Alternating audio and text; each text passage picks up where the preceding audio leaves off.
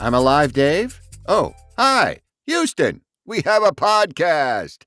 I'm Dave, and I think you understand the reference. That's right. And I'm late at Mission Control, and welcome back to Touring History X, Y, and Z, where we learn that reaching for the impossible is humanity's greatest strength and also our most reliable way of spectacularly disappointing ourselves. Yes, but before we launch into July 20th's cosmic collection of human achievement and failure, a word from our sponsor, Geary's Rolex Boutiques of Los Angeles. Dave, I have to stop you again right there. Okay. That spacesuit, It's pretty cool, huh? the helmet tucked under your arm, Yeah. you look like what would happen if Neil Armstrong decided to become a luxury watch salesman and really committed to the brand aesthetic. I wonder if he was as hot in his spacesuit as I am. I'm honoring today's moon landing anniversary. Ah, yes, you're honoring something, all right. Very one small step for man, one giant leap for Swiss timekeeping. I'm genuinely concerned about your circulation in that suit. It's not as moisture wicking as yesterday's bike suit, I think. Yes, it is a giant onesie. So can we please discuss precision timepieces? Well, okay, absolutely, because Geary's Rolex Boutiques of Los Angeles, when you're making history, you need a watch that can keep up with your delusions of grandeur. With locations in Beverly Hills, Century City, and Santa Monica, they're prepared for both moon landings and earthbound disappointments. Well, this isn't disappointing because Rolexes are wonderful timepieces.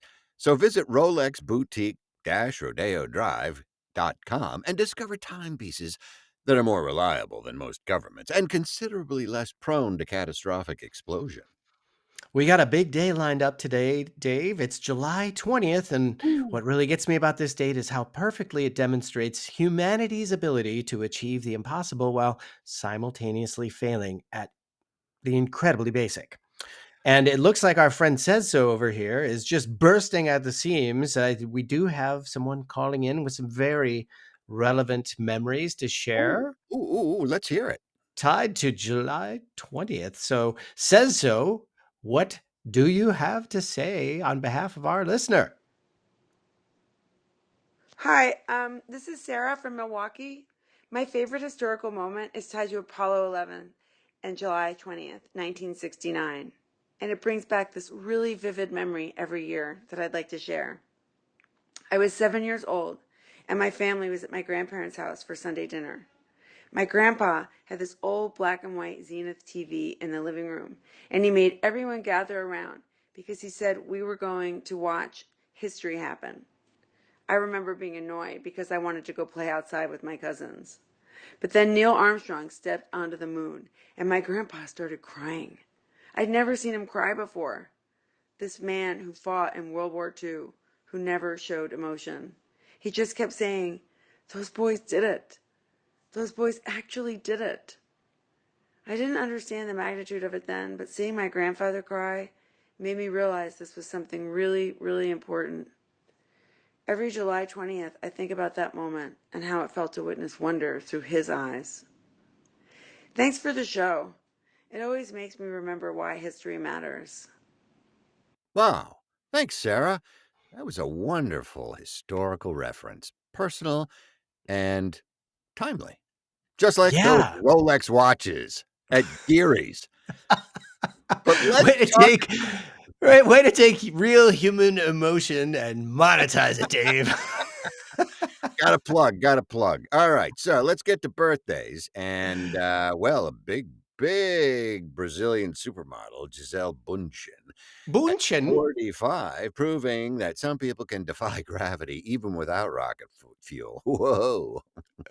and the late great Carlos Santana at 77, who made guitar solos sound like they were beamed down from another planet. Oye, And ¿cómo va? and actress Natalie Wood, who left us too soon, and Dancing with the Stars champion Julianne Hough at 37. Plus, Chris Cornell, who we lost in 2017, but whose voice could have powered a rocket to Mars. Absolutely. And so on to our first event, the To the Apollo moon. 11 moon landing, That's right. 1969. Big deal. July 20th. Neil Armstrong and Buzz Aldrin land on the moon at 2017 UTC time. And 6 hours UTC. later, Oh, UTC, it's a that urinary sounds like tract some yeah, contraction. I was gonna say, sounds something I don't wanna get. Yeah, please don't. Please don't. And if you do, get it on the moon and stay there. Yes, Um, please. don't give it to me. Lock yourself in a Anyway. capsule. So they land, and then 6 hours later, Armstrong becomes the first human to set foot on another celestial body, proving that sometimes the most audacious promises actually get kept. That's right. We made it, guys. And here's why this resonates specifically with Gen X. You're the generation that grew up assuming technological miracles were normal, only to spend your entire adult lives watching society forget how to accomplish basic infrastructure projects. Exactly. We were raised on moon landing footage thinking, cool, so Cool. humanity can literally travel to other worlds. And then we entered the workforce to discover that somehow building a functional healthcare website was considered impossible. Yeah, that took a while, didn't it? Gen X learned that the distance between we put a man on the moon and we can't figure out how to make trains run on time is depressingly short. Right. We're the generation constantly thinking, if we could coordinate a lunar mission in 1969 with computers less powerful than a modern toaster, why exactly can't we coordinate a pandemic response with the entire internet at our disposal? Hmm? Yeah. Hmm. Gen X developed this very specific form of technological cynicism, not doubting what's possible, but doubting whether institutions will choose to make it happen. The moon landing became our benchmark for this is what humans can accomplish when we actually try, followed by decades of watching people choose not to try. Yes, so we're on to the second event of our historical theme Yes, here. we're going from moon landings to what, Dave? Millennials and their lens on. On trying to assassinate dictators.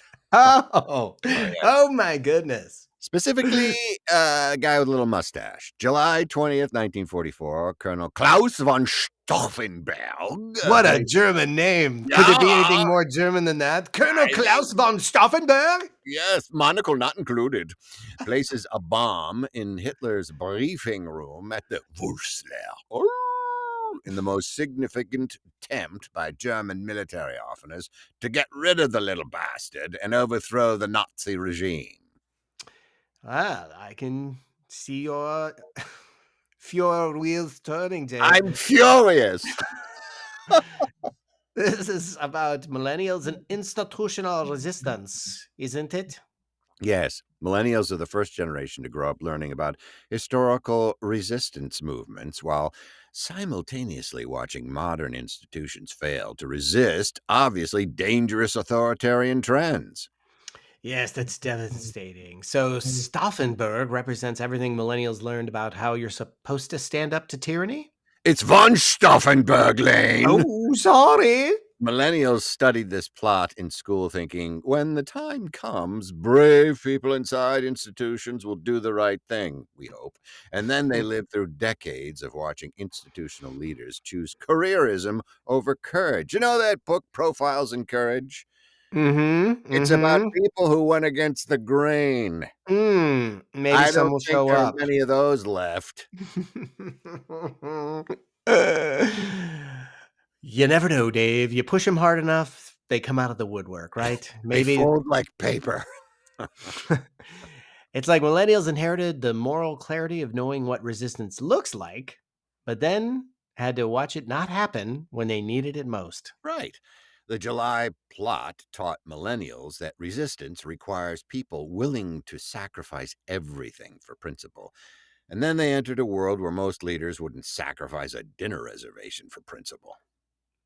Millennials learned that the difference between someone should do something and someone actually doing something is usually just someone being willing to lose their job. That's right. You first. And unlike our space-suited friend here, nice one, most people aren't prepared for the vacuum of unemployment. Oh, Very nice. The moon landing really brings out your philosophical side. Well, I'd like to hope so. And speaking of things that actually work under pressure, Geary's Rolex watches, my friends. Ho ho, always dependable. And unlike institutional courage, they're tested in extreme conditions and guaranteed to perform when it really matters. Geary serves Beverly Hills, Century City, and Santa Monica with Swiss precision that doesn't require a military coup or NASA budget to function properly. That's right. Visit Rolex Boutique rodeodrive.com and invest in reliability that doesn't depend on other people doing their jobs. Plus, Dave's spacesuit makes every watch look like mission critical equipment. Very lunar module control panel energy. That's right. Form fitting suits are my thing, Lane. And I've noticed, Dave. Sometimes without a suit on, or just a bathing suit. actually, the look I was going for, Birthday suit is next. exactly. All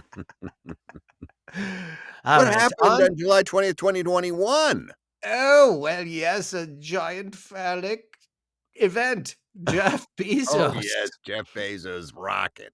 Is it Bezos or Bezos? Whatever. You say potato, July I say 20th, potato. 2021, Mr. Amazon successfully flies to space aboard his Blue Origin rocket, making what he called a significant milestone in commercial space travel. 52 years to the day after Apollo 11.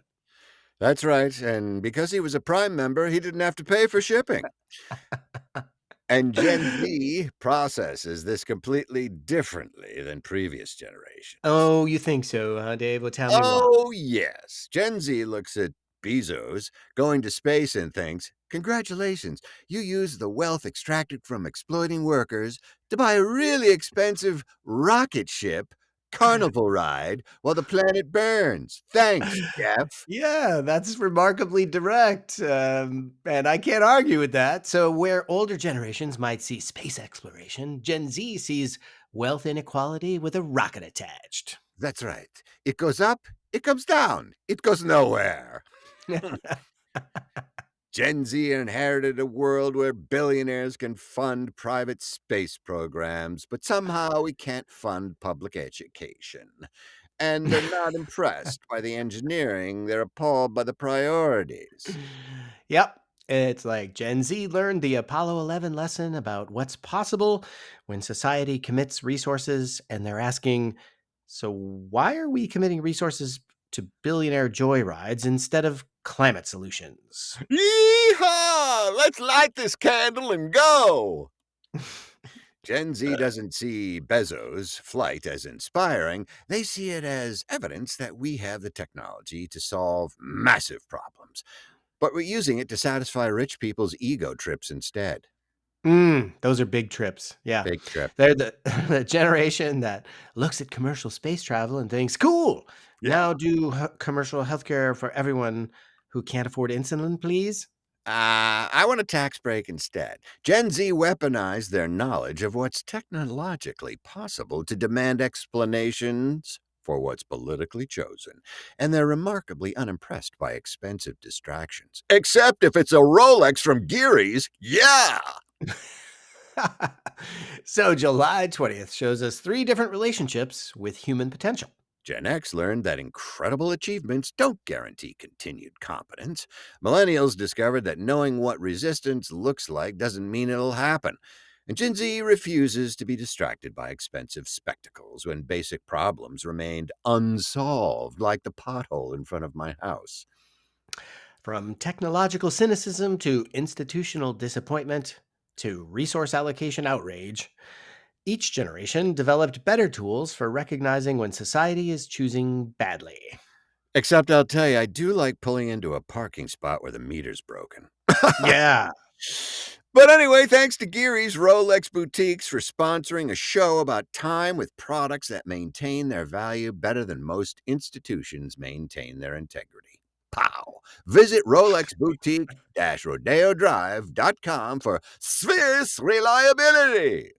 And if July 20th's lessons about human potential and its misuse resonated with you, like and subscribe and send us a voice memo about a time when you realize that we can't afford it really meant we choose not to prioritize it.